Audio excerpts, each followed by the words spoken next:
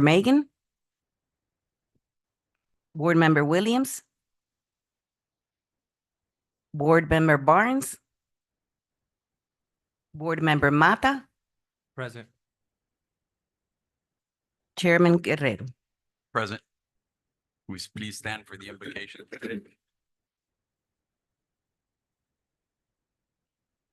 Lord, we thank you for the opportunity to be here this evening, and we ask for your guidance and wisdom for this meeting. Amen. Pledge allegiance to the flag of the United States of America, to the republic for which it stands, one nation, under God, indivisible, with liberty and justice for all.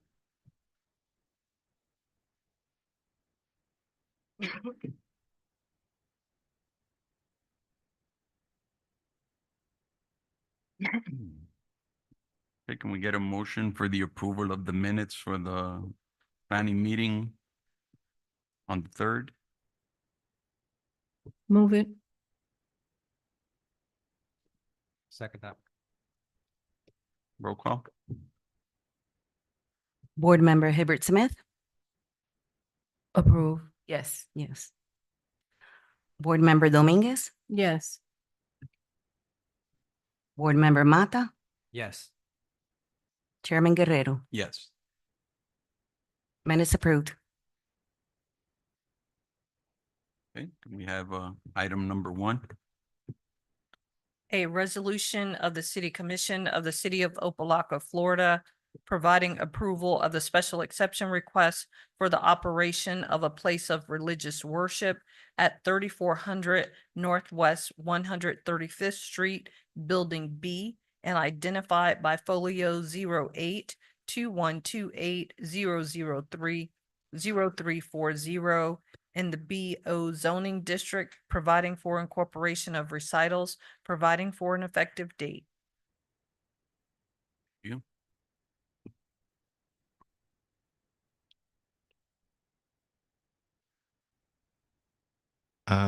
Good evening, everyone. My name is Gregory Gay, Director of Planning and Community Development. This is a special exception application for a place of worship within our zoning code. Pretty much anywhere within the city of Opa-locka, if you're going to have a place of worship, it needs to go through a special exception process in order for us to determine what that particular location is, what conditions may be within that location, if there is adequate parking, and other things associated with that. Mr. Lee, our zoning official, is here to basically explain the details in relationship to this particular location. It is a commercial zoned location. So I'm going to have him explain to you the specifics as it relates to this particular special exception.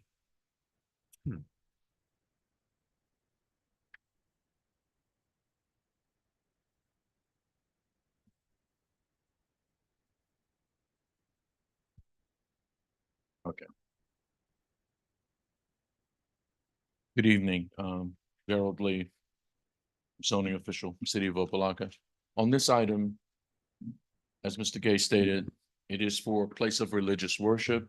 PowerPoint, please.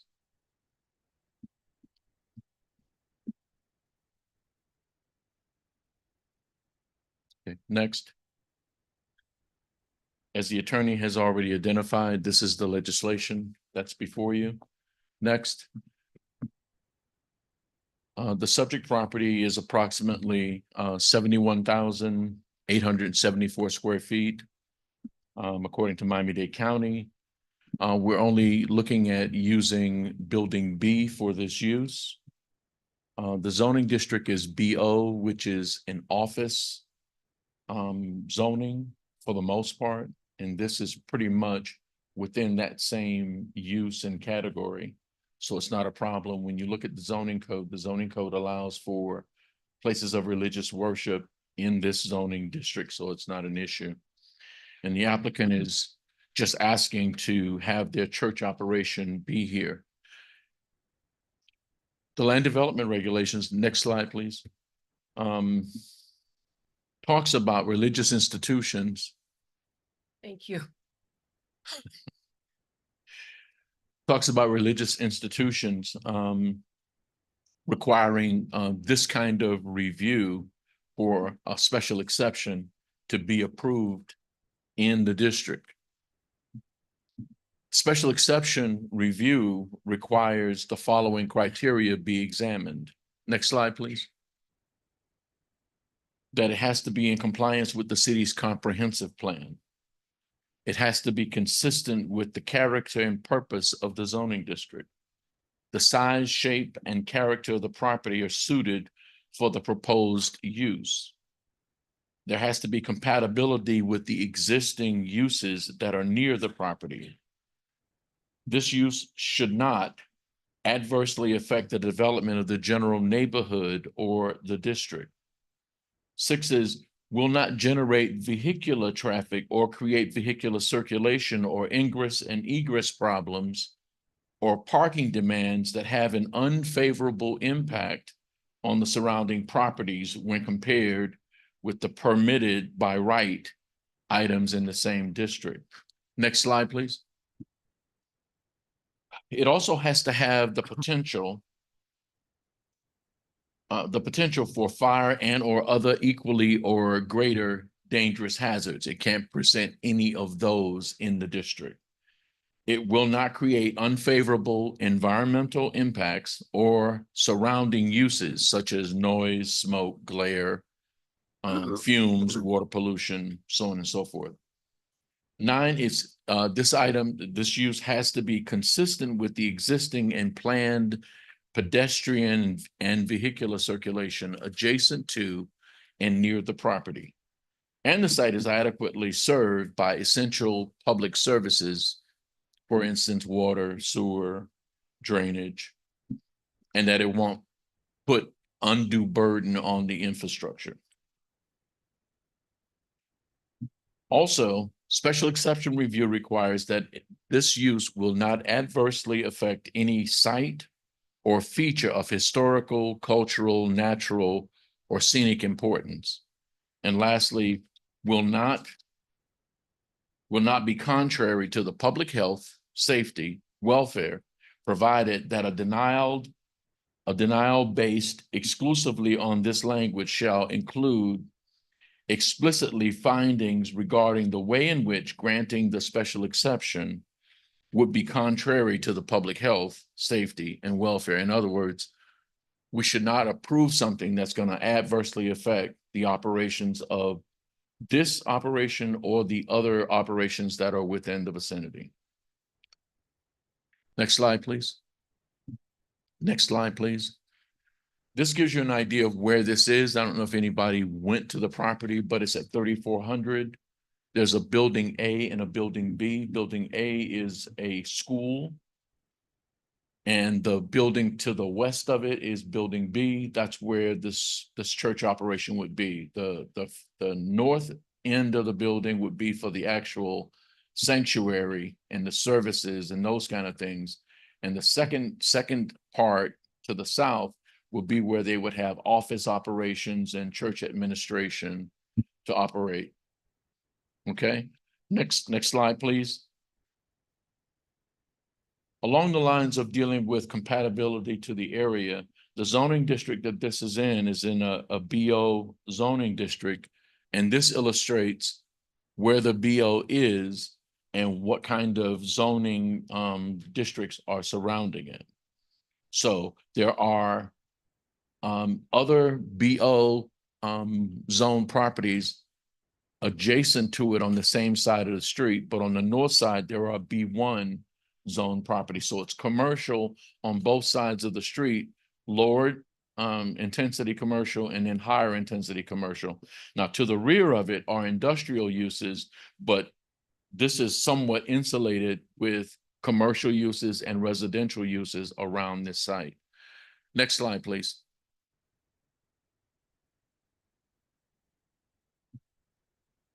This is the land use categories that are around the property, because that was something that was also one of the mentioned criteria for the special exception.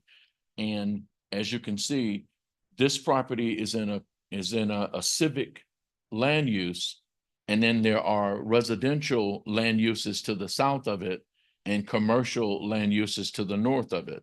So it is still within a protected area of other uses that are compatible. Next slide, please.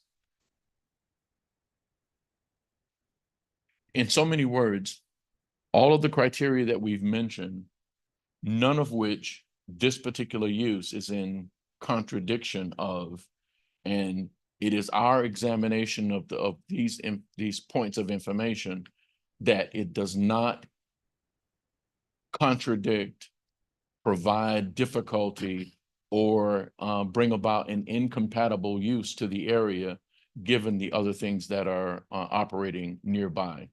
Staff recommends approval, and we would hope that you see it that way also. Oh, Mr. Lee? Yes, I sir. have one question. Uh-huh. The parking is shared with the school? The parking is shared, but most of their operations are going to be after the hours that school is operating. It's going to be on Sundays. It's going to be in the afternoon or evenings, and the school is operating Monday through Friday in a particular block of time.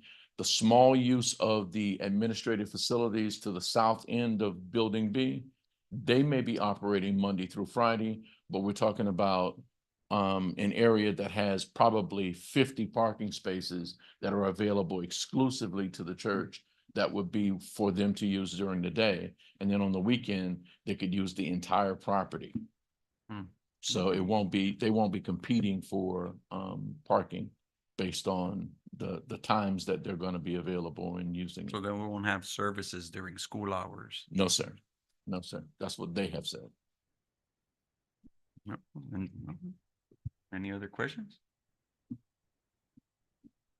Yeah, do you know the number of members that attend that church as far as, because if you know, you said there's 50 parking spaces.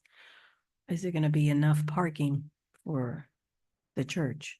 Yes, ma'am. I don't know the exact number of members, and sometimes that number fluctuates.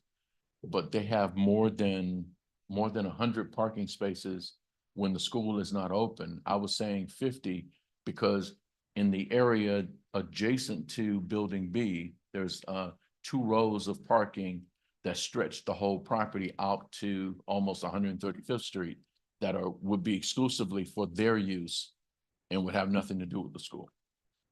But there's available more parking than that for the entire site when the school is not open.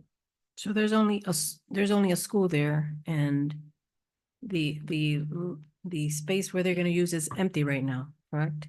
Yes, yes, ma'am. There's Okay. nothing in Building B right now. Okay, They will occupy that building. okay. Mhm. All right, thank you. Any other questions? Nope. So we can get a motion. Well, let me open public hearing. Nobody. Nobody. Ms. Chen can have somebody, you know. All right. Public hearing closed. Can we get a motion? Motion to approve? Claudian seconds. Roll call. Board Member Hibbert Smith, Yes. Board Member Dominguez, Yes, Board Member Mata, Yes. Chairman Guerrero. Yes. Item passed. Yes, members of the board, item 2 is going to be deferred. We got a little bit more homework that we need to do in relationship to that particular item. So we're not going to have that item at this particular meeting for this evening. The reason it's on the agenda is because it was already previously advertised, but we're going to defer that item. okay. Very well. You get item number 3. Item number 3 on the agenda this evening is an ordinance of the City Commission of the City of Opa-locka, Florida, amending Article 1, Chapter 7, Section 7-1 of the City of Opa-locka Code of Ordinances and the City Land Development Regulations for Sections 22-79, 22-80, 22-81, and 22-82 to include provisions for limitations and restrictions on the use of metal coverings, metal containers, for building and additions if they conform in every respect with all applicable provisions of the Florida Building Code, providing for regulations, providing for penalties, providing for an effective date. Adoption and representations, repealing all ordinance in conflict, providing for codification, and providing for an effective date. Peggy?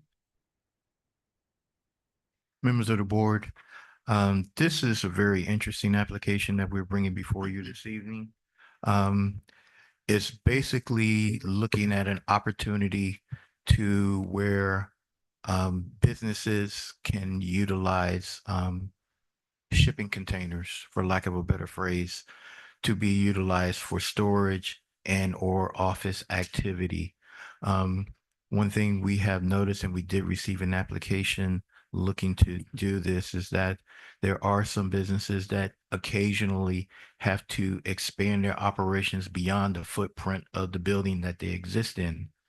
And in order for them to do that in a quick form and fashion, they have begun to look at creative ways to do additions on a temporary basis. One of them being utilizing shipping containers. In some cases, we have seen where these particular applications have been utilized mostly at construction sites to basically have some type of on-site office operations. But as we look at other businesses and how they begin to operate, if they need additional storage for their operation, maybe on a temporary basis, they would like to be able to utilize this form of a structure in order to be able to continue their business operations. We've seen it happen during seasonal times when business opportunities and operations may spike, especially during the holidays, and the space that they normally occupy is just not enough for them to generate the amount of work that needs to be done in order for the services that they're providing to be done in an expeditious way. So they've approached us on this creative way of utilizing shipping containers or metal containers as it is expressed in here in order for them to be able to utilize this. Mr. Lee is here to explain the details and give staff presentation.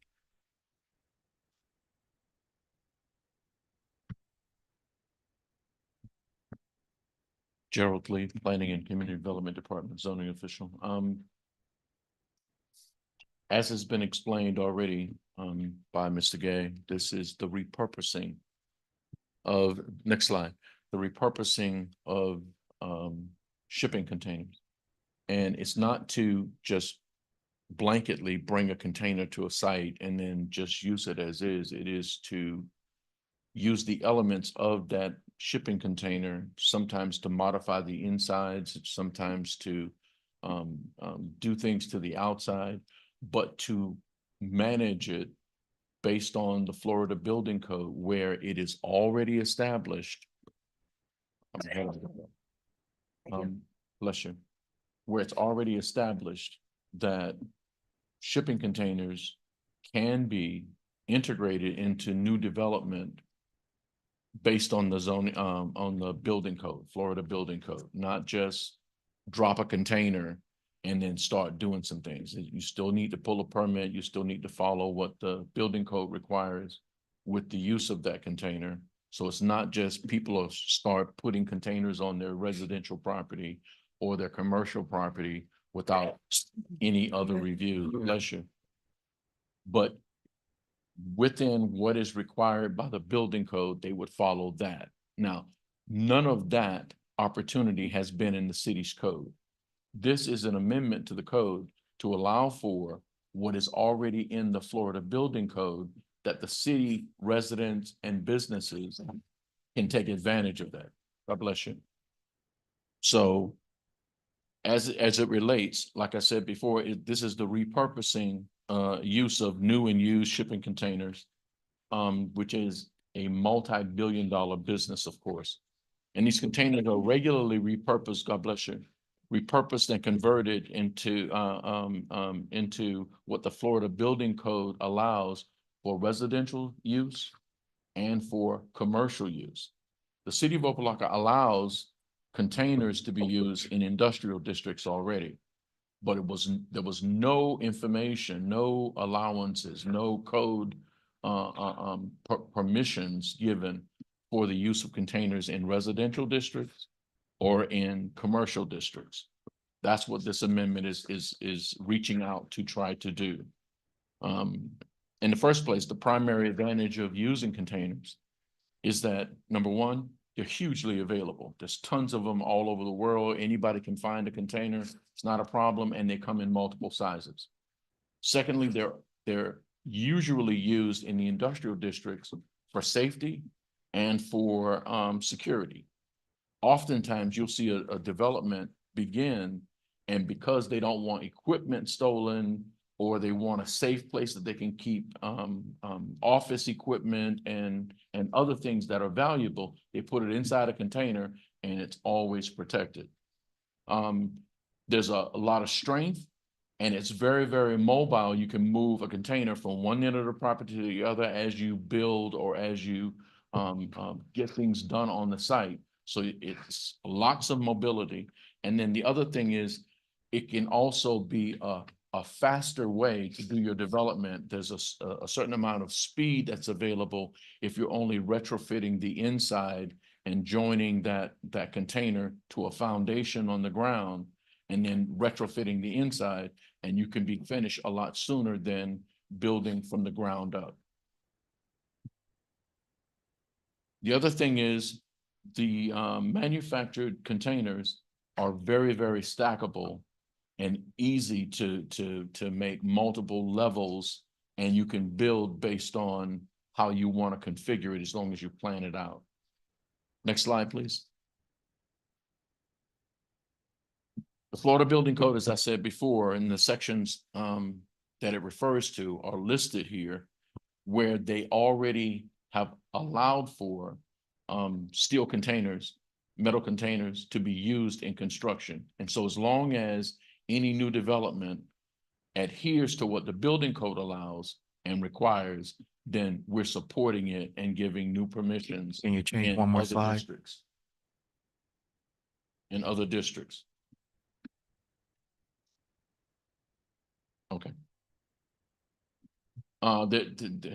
Oftentimes, containers are used for a temporary use, like Mr. Gay alluded to, trade shows for construction, those kind of things. But we want to go further than that and make it something that it could be used on a permanent base as a part of any new development, and make it something that provides for a sturdier environment, a more mobile environment, an easily configured environment, a faster built space, okay, as long as it adheres again to the requirements of the building code. Next slide, please.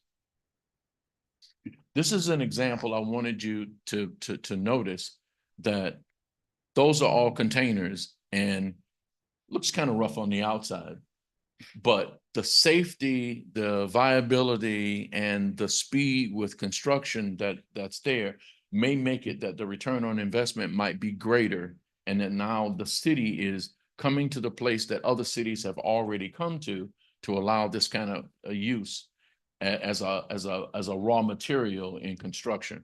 Next slide, please. This is located in the city of Miami, in case you wanted to know. Yeah, I was gonna That's ask. residential. City of Miami, okay. Okay, this is the back of that same structure. Take a look. 2 stories in the front, 1 story in the rear. Next slide, please.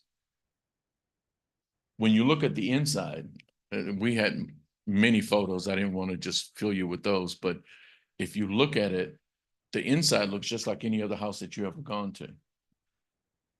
And that's this kind of construction. And you did see it was stacked. So it goes up the stairs, and then there's more of the same on the next floor. So to bring this to the city is to open another door of opportunity and choice, so that people have options. And we're just kind of catching up with everybody else in Dade County. Next slide, please. Staff is recommending that we add this to our repertoire of available options in building homes and commercial properties. So how it pertains to residential, it Yes, sir. would be also accepted in the residential areas? Is it new development or already existing? Well, actually, what this legislation does is say that if you follow what's required in the Florida Building Code and incorporate a container to your property, as long as you follow those guidelines, whatever that is, retrofit it to be what the code Mhm. requires, then you can use a container. It doesn't require necessarily that you make it look different on the outside, but you definitely have to retrofit the inside so Mhm. that it follows the building code. You can't live on the inside of what would be in there. Right. Yeah, And- mostly my question was if it was only for new development or like existing development, like you were. Well, Yeah. that's It- kind of a slippery slope. And the reason I say that, Your question, sorry. For instance, like if you were going to do an addition to a property that you already have and would this be a suitable or an for an acceptable addition, form? yes, as long as it follows the building Okay. code. That's basically what I was getting at. Yeah, that would be fine. That's what this is gonna provide for. That's a current picture that we saw. That building is not stucco at all. No. No, Usually not they- the outside. Just But let me just say this, because the example that we're showing here is where you actually see that it is a container. Now, there are other developments in South Florida where they have done If it's container different. construction Mhm. with stucco on the outside as well as finishing on the inside, where you literally cannot tell You wouldn't know. Right, that it right. was built by a I've container. never seen one not finished on the outside like that. Yeah, that's different. That's a little bit That's different. different, and It's it's a little really rougher. playing more toward the community that is located. It's a little bit more of a rough community, little arts oriented, and they wanted to have that finish to it. Now, there are other applications where containers have been utilized, especially with like special events or like pop-up areas where they utilize containers. You will see a wealth of it being utilized within the Wynwood area of the city of Miami, Mhm. where they utilize containers of various sizes as a pop-up opportunity. The first time that I actually saw a container being utilized, and I don't know if anyone has done any traveling, but there is a park in Las Vegas, and it's called a container park. And it has a variety of different stores. It has different configurations. It has a built-in stage, an entertainment area. They even have this fire-breathing dragon built out of containers that is utilized, and it does this little display thing. So as you can see, containers have definitely evolved. And one of the reasons they're using containers is that this is the same type of material that's shipping goods on ships all throughout the world. And if they could survive that particular element, there's no telling Oh, there's no doubt they're very strong. when it's all hunkered down and on a foundation, what it can survive as well. Yeah. And the best thing about it is it's a quick turnaround in construction. I want to mention that we built the first two in Miami Gardens and they were very successful. Turnaround time. I mean, the people are still happy and Mhm. now it's stucco. I don't think I've seen that, but it is stucco and they were very two good projects. Mhm.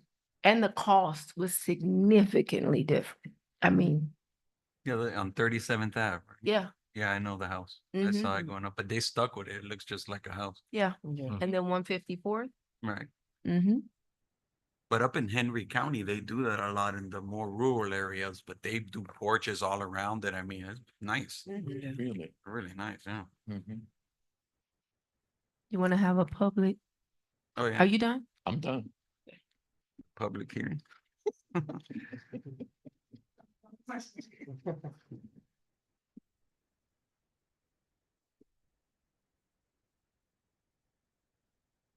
Good afternoon. Thank you so much. My name is Ariana George. I'm the owner, I'm a business owner here in Opa-locka. Aroma Catering is our business, and we currently have prefabricated container. May I approach you guys to show you the pictures in the meantime that I'm Thank you.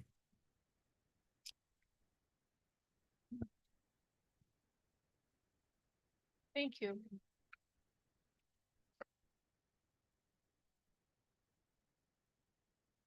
It's fully compliant with the Miami-Dade County coding. It's for office use only. It doesn't have plumbing. All it has is electricity and air conditioning. And it's very convenient for us because we outgrew very quickly our operations, like super quickly. So we needed an office space to receive customers, vendors, an office space just to actually be an office, right? So the best and the quickest and the actually very pretty good looking office that we found was the container is pre-built. Inside it looks like a regular building on the outside too.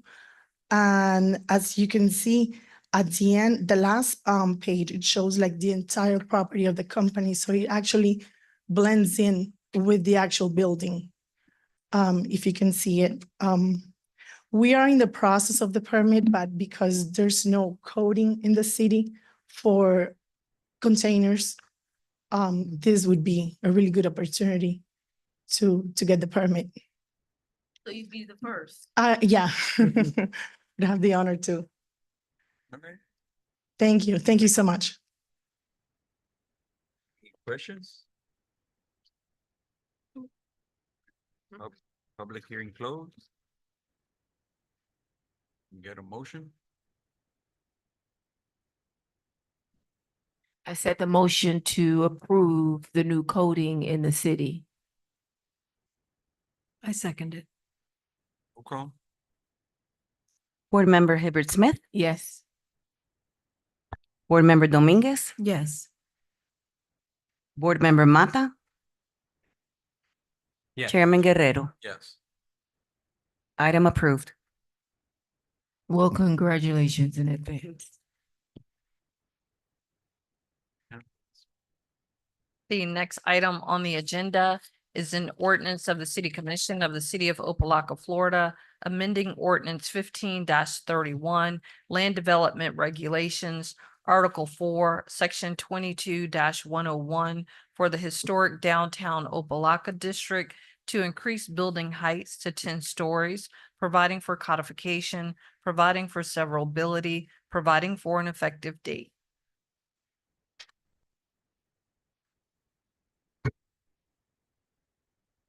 Chair and members of the board, Gregory Gay. This is an ordinance to look at our recently approved historic downtown Opa-locka district. This is a standalone zoning district for the city of Opa-locka, which focuses specifically on our downtown area. When we created this particular legislation, we tend to be a little more conservative as it relates to the building heights. As it stands right now, the building heights for this district is 7 stories. But as we begin to get information and as we were being approached by different developers, one of the things that they were looking to do is actually build taller buildings in our downtown area. Because we wanted to be able to consider that as an opportunity, we did reach out to Miami-Dade Aviation, which provided us with a graphic of the takeoff and landing variables as it relates to the city of Opa-locka. The downtown area is in a very unique position. There's no runways that go directly over downtown. They actually go to the north of downtown, or they actually go to the south of downtown at an angle. Based on the information that we were able to ascertain, at the edges of the airport property. And I'm pretty sure Mr. Lee's going to get into the details of this. The heights that were allowed was much higher than the 7 stories that we had basically set as a benchmark. So we are exploring and looking at increasing the height opportunities for development within our downtown area, and only for the downtown area at this time. So Mr. Lee's going to come up and make a presentation and give you our staff report in regards to that. Gerald Lee, Planning and Community Development Zoning Official. As Mr. Gay has already stated, we did entertain lots of different developers and project persons that wanted to do things in the city of Opa-locka. And even though we have a density of 150 units an acre, it's kind of difficult to get to 150 units if you can only go 7 stories. When we started to examine the real numbers of how to make it happen, unless they had a huge property, there was no way they could get to those kind of numbers. So at 7 stories, they were limited. And in fact, the zoning district, the zoning code for the corridor mixed use does go to 8 stories, but it doesn't cover all of the downtown.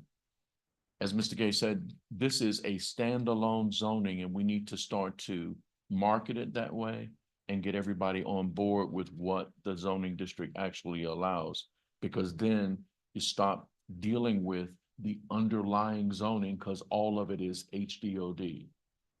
Okay, it's not, it's a downtown zoning district, not what we had there before. It's not commercial. It's not B2. It's not industrial. It is HDOD.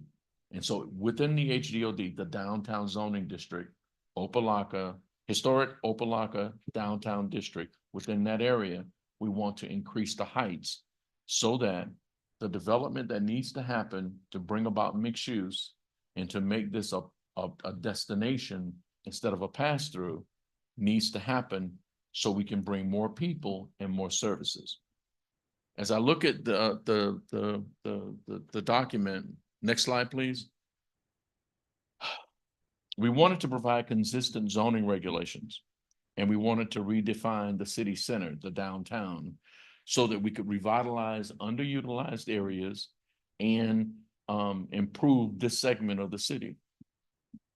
We wanted to create zoning that would give a unique district to provide for mixed use, for shopping, for living, for working, for government activities, and for entertainment. But none of that can happen if you don't bring enough people, so that when you bring the retail resources, that there will be people who would be using those resources. So to do all of that, what we believed most of the developers were saying when they came is they wanted more height so that they could take advantage and bring good retail, but also bring a good return on investment to accommodate people being in those units. So that's what this is supposed to be all about. The increase in height to make that density actual attainable number, so that we can not only just bring more people, but now you can accommodate the cost of bringing retail on the bottom floors. Okay, as Mr. Gay was talking about proximity to the airport, for a long time, we lived with the repercussion or the restrictions of the airport limiting the heights that we could have for the development. And as he said, when we contacted them and got an update, we found that we could go a lot higher than we've been asking for at this time. But this is our beginning place, and we'll start here and move forward as we entertain who else is going to come based on this new information. And people are waiting even as we speak. So next slide, please. The area that we're talking about begins at 27th Avenue. It follows along Dunad and circles all the way down until it comes to Alibaba, just past Alibaba, and then the backside of Alibaba back to 27th Avenue. Next slide, please. This might be a better illustration, so you can see the area that is the HDOD, the downtown zoning district. And see all those colors that are in there? All those colors will disappear as we start to work this, so we can stop looking at the underlying things as the other zoning districts that have been there traditionally, and all of it will instead be HDOD. And so the standards that have already been passed, the uses that have already been passed, the integration of all of those things, the setbacks, the heights, everything else is what we're going to emphasize. And we just want to make one change right now to increase the heights. Next slide, please.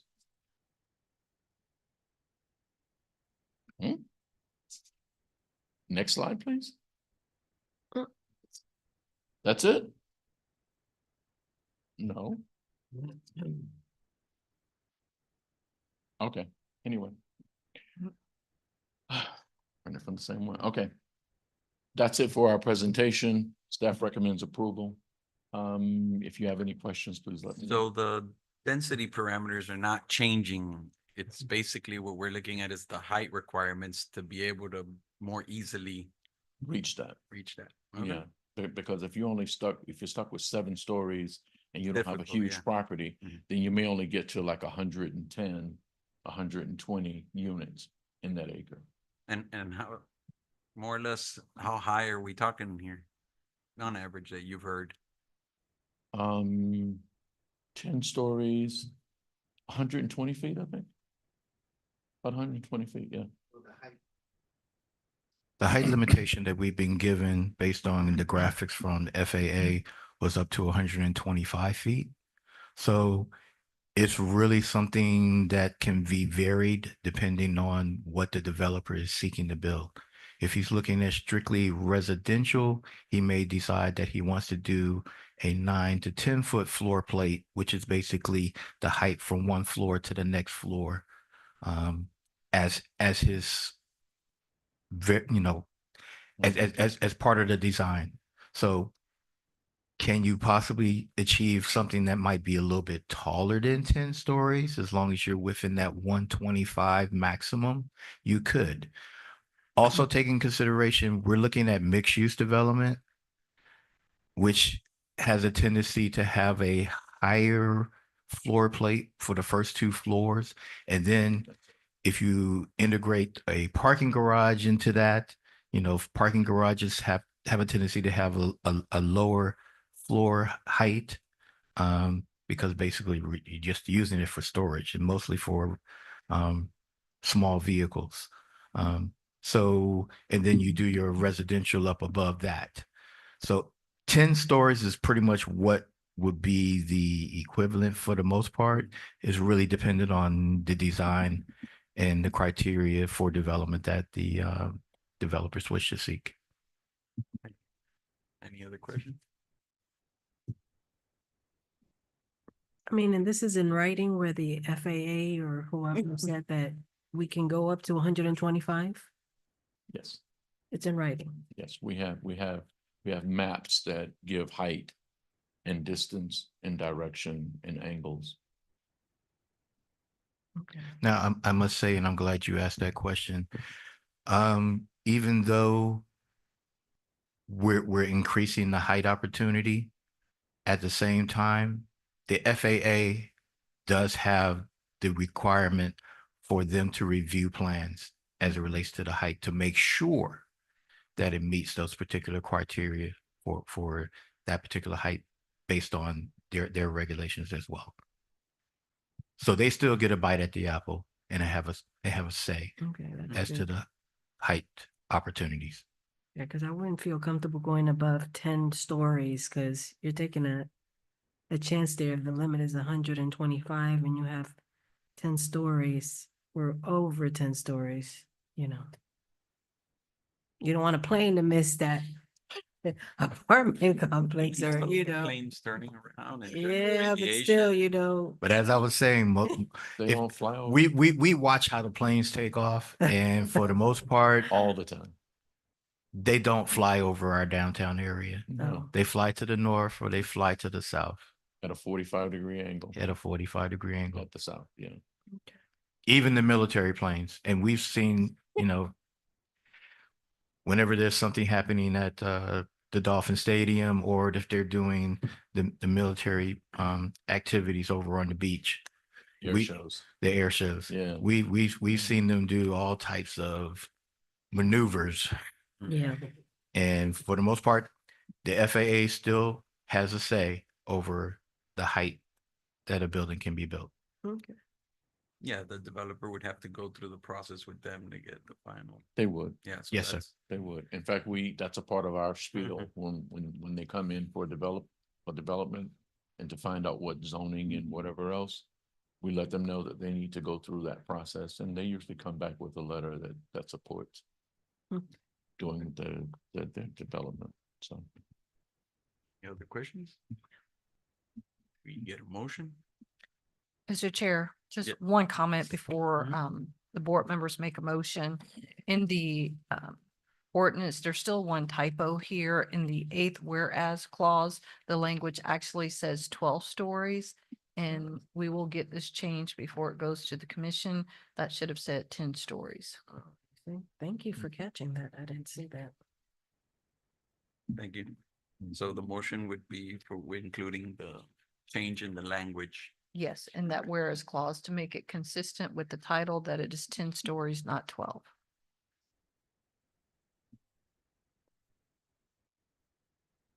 We get a motion.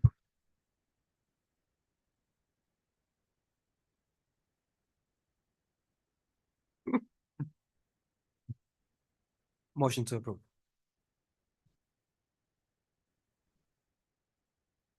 Claudian seconds. Roll call. Board Member Hibbert Smith, Approved. Board Member Dominguez, Yes. Board Member Mata, Chairman Guerrero. Yes. Item passed. All right, downtown Opa-locka. Is that the last one? The next item on the agenda is an ordinance of the City Commission of the City of Opa-locka, Florida, to adopt a text amendment to the Land Development Regulations, Ordinance 15-31, to permit construction trades and equipment vehicle storage, vehicle recovery, repossession and storage, tow truck and tow vehicle storage, shipping container storage yard, utility vehicles, and equipment parking and storage uses in the I-4 zoning district, providing for conflict and repealer, providing for severability, providing for an effective date. Chair and members of the board, Gregory Gay. This is another opportunity for the city of Opa-locka to expand on the usage of our industrial areas. If you are familiar with the zoning I-4, I-4 is usually associated with our junkyards, with our scrap metal operation, and for the most part, some of the more challenging uses that occur within our city. There are many other cities who have, through a period of time, eliminated these particular uses from their zoning code, or they make it much harder for people to do that particular type of use within their city. So we're constantly being looked upon as an opportunity for those particular uses to come to our city. This is our attempt to basically make our I-4 zoning much more flexible. One of the things that we are noticing is that not just necessarily the junkyards and the scrap metal operations, we don't see them expanding. They pretty much are pretty much consistent where they are. But at the same time, there are uses that are associated with heavy industrial use that are looking for opportunities to be placed in different municipalities.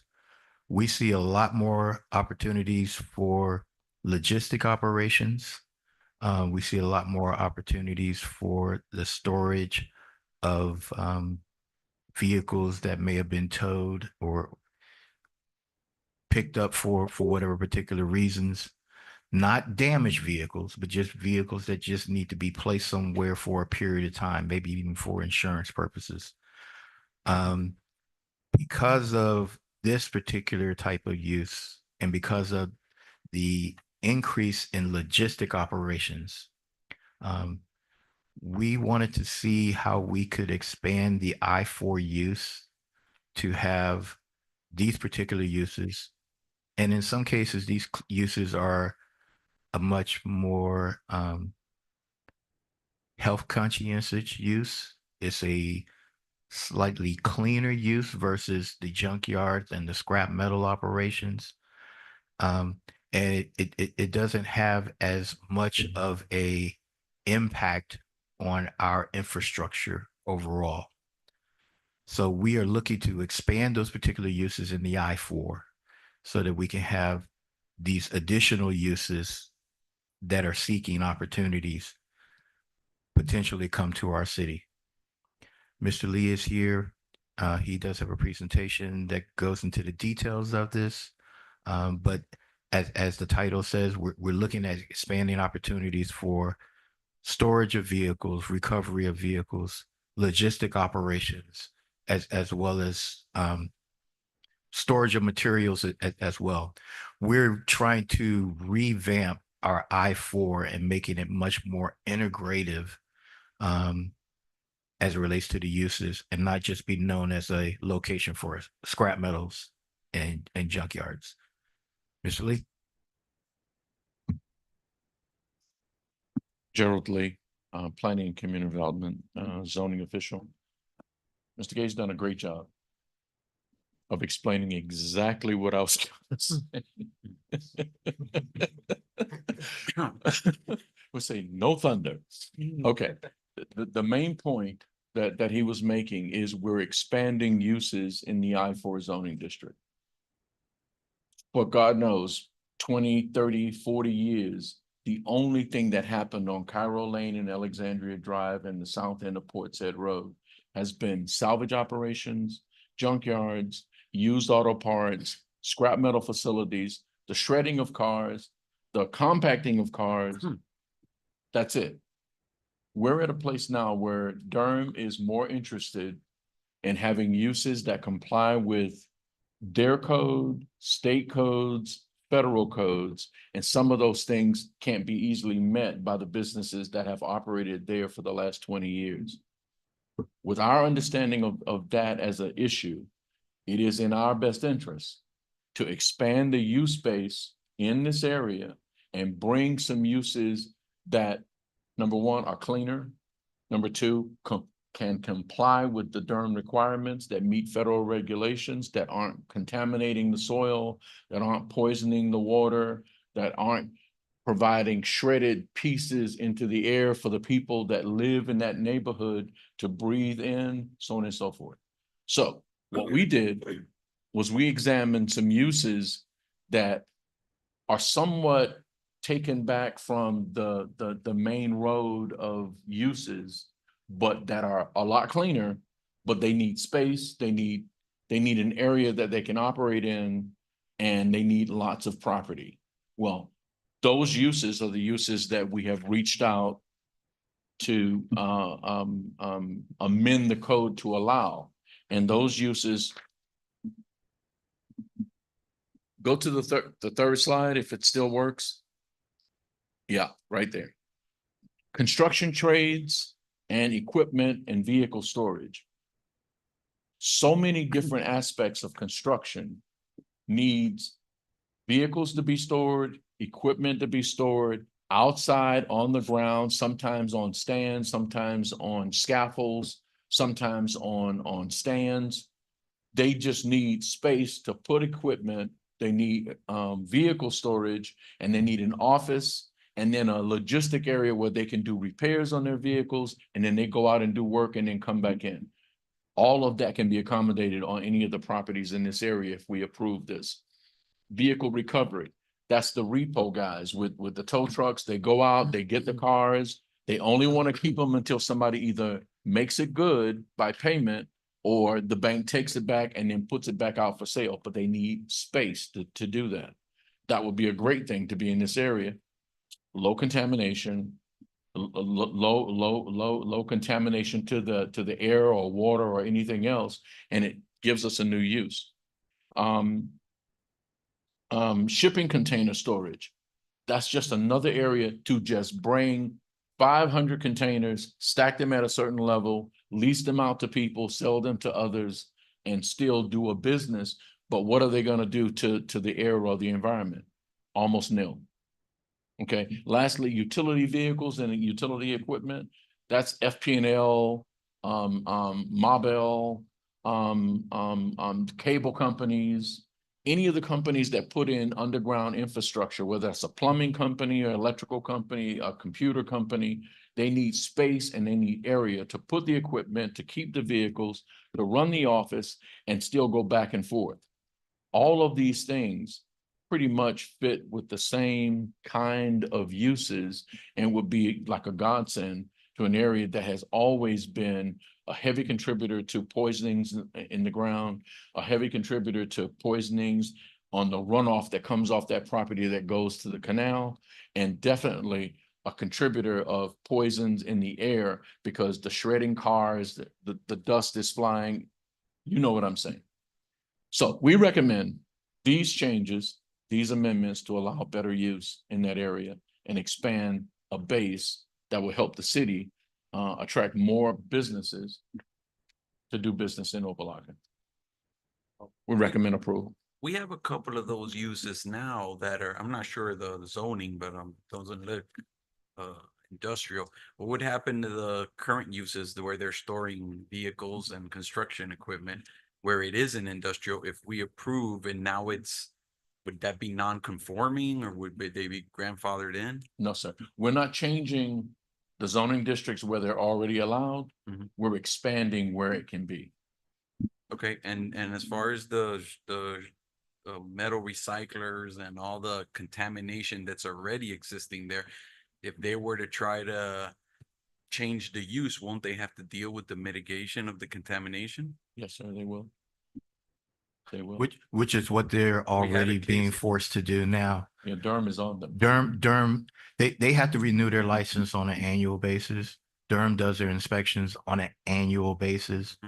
If they don't meet those requirements, they don't get the approval from Durham to continue with that operation.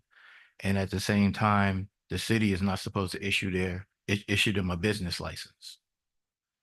So there's a series of changes that are afoot right now. And we don't want to necessarily just have a whole bunch of businesses just leave and then we have vacant land that's not being utilized. So we're looking at Contaminated. expanding those particular uses. Yeah, the Band-Aid at the present time, Durham gives them extra time and they go through all these additional meetings that they have to have and they have to meet certain benchmarks. And then if they don't, exactly what Mr. K said is going to happen. So we are trying to be proactive. Yeah, I understand. Any other questions?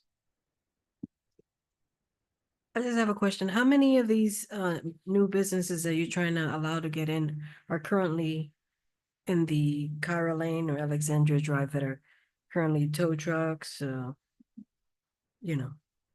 vehicle? Actually, there are none that have license to be there, but we've gotten inquiries for an equipment storage, for a recovery place, and for construction trades. Okay. So we know that they're already waiting in the wings and they're probably going to call us within a week. Hey, how did it go?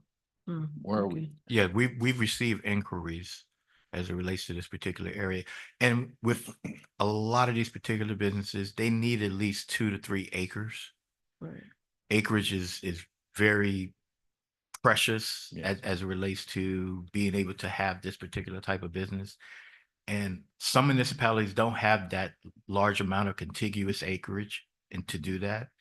Opa-locka fortunately does. We do.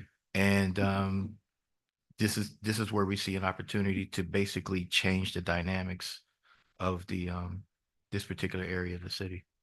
So basically, if somebody has a metal scrap company, they can lease or rent a section of their property to do any of these trades or company.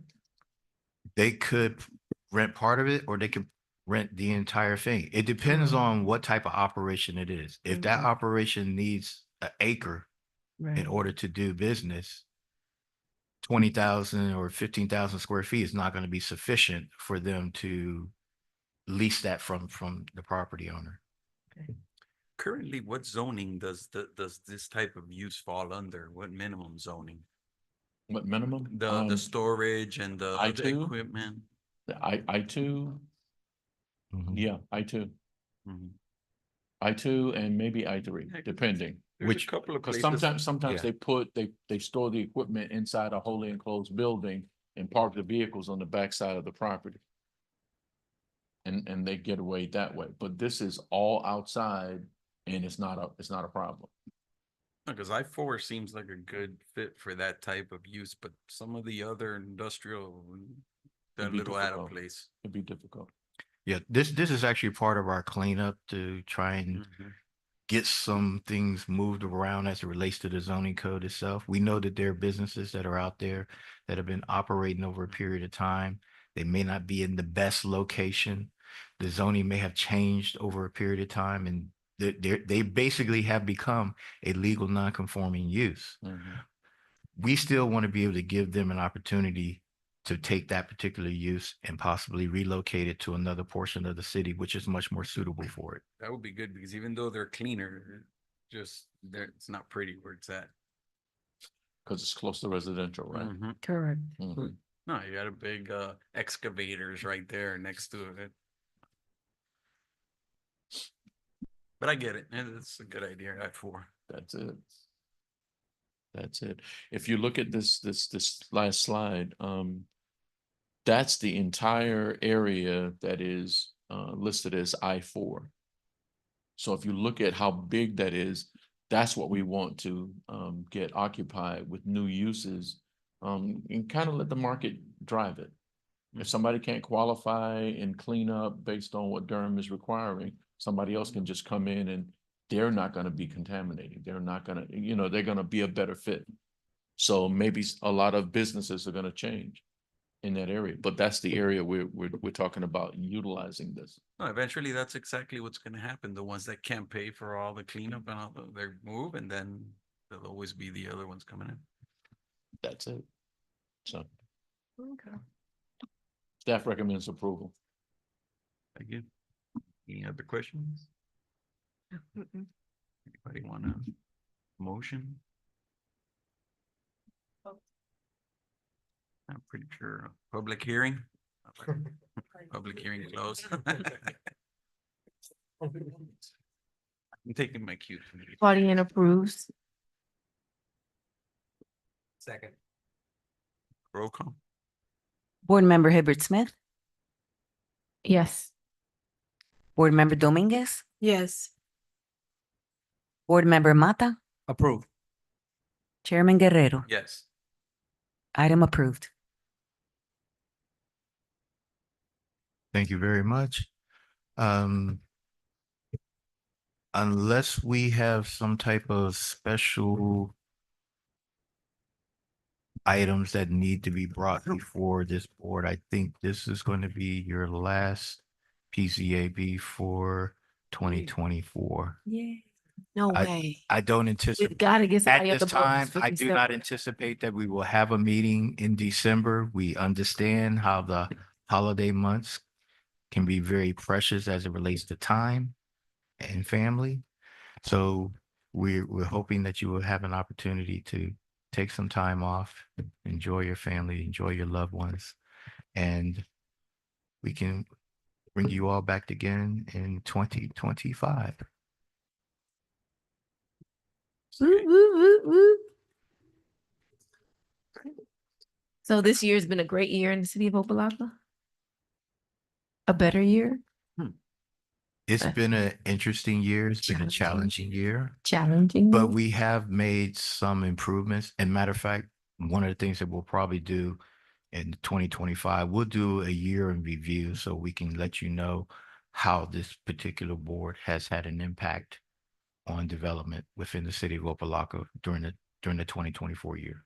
So you And can Mr. expect to Gay see that. promises to bring us supermarket, maybe a drugstore or pharmacy.